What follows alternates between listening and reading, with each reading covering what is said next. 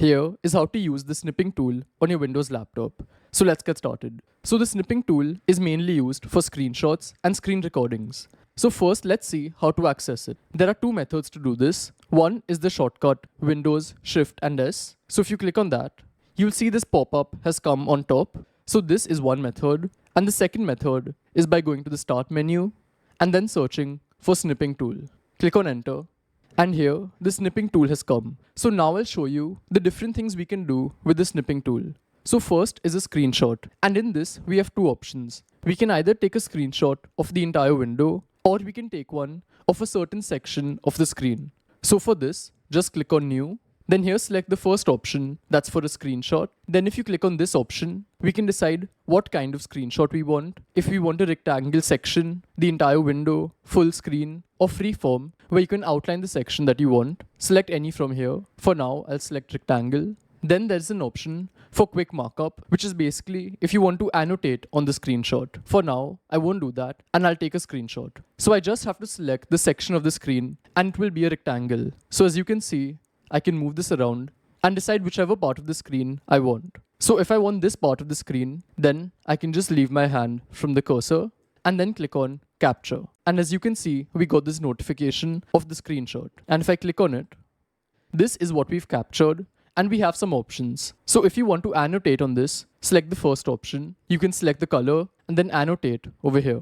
After that, you can highlight, erase. Then there's an option to crop it if you want to. And there's a new option, which I really like, and this is to scan text. So if your screenshot has some text that you want to copy, you can just click on Scan Text and it will detect whatever text is in the screenshot.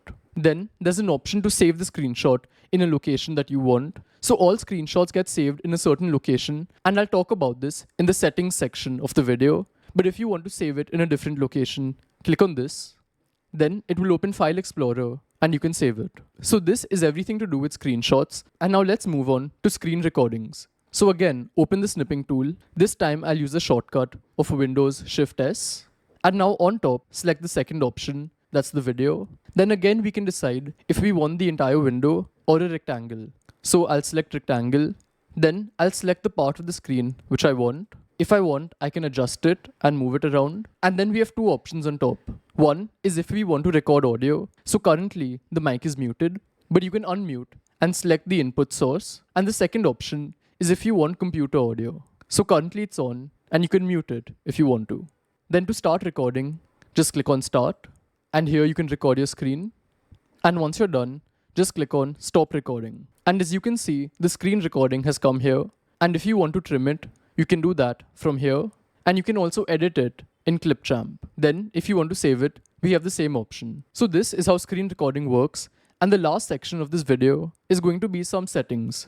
So to reach settings, just click on the three dots which are here and select Settings.